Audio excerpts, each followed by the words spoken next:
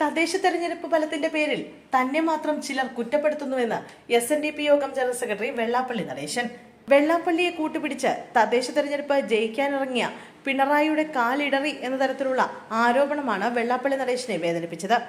ആഗോള അയ്യപ്പ സംഗമത്തിൽ പിണറായിയുടെ കാറിൽ കയറി വേദിയിലെത്തിയതും വേദിയിൽ ഒപ്പമിരുന്നതും പിന്നീട് സർക്കാരിന് അനുകൂലമായ നിലപാട് വെള്ളാപ്പള്ളി സ്വീകരിച്ചതുമാണ് തെരഞ്ഞെടുപ്പ് പരാജയത്തിന് ശേഷം ചർച്ചയായത്.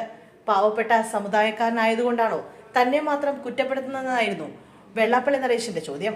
ആഗോള അയ്യപ്പ സംഗമത്തെ SNDP യോഗം മാത്രമല്ല NSSും പിന്തുണച്ചിരുന്നെന്നും വെള്ളാപ്പള്ളി ചൂണ്ടിക്കാട്ടി. തനിക്ക് അയിത്തമുണ്ടോ എന്നും മുഖ്യമന്ത്രിയുടെ ഔദ്യോഗിക വാഹനത്തിൽ യാത്ര ചെയ്തതിനെ വിമർശിക്കുന്നവരോട് വെള്ളാപ്പള്ളി ചോദിച്ചു.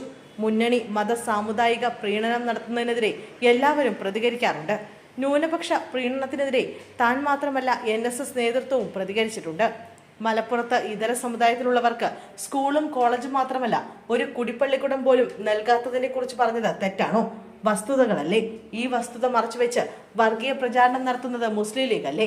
കോൺഗ്രസ് അവർ പറയുന്നതിനല്ലേ പിന്തുണയ്ക്കുന്നത്? 24 മണിക്കൂറും വർഗീയത പ്രസംഗിക്കുന്ന ലീഗിനെ കൂടെ കൂട്ടി കോൺഗ്രസ് അവരുടെ വ്യക്തിത്വം നശിപ്പിക്കുകയാണ്. ഇന്ത്യക്ക് സ്വാതന്ത്ര്യം നേടിത്തന്ന വലിയ പാരമ്പര്യത്തിനുടമകളാണ് കോൺഗ്രസ് എന്ന് ഇപ്പോഴത്തെ നേതാക്കൾ തിരിച്ചറിയുന്നില്ല.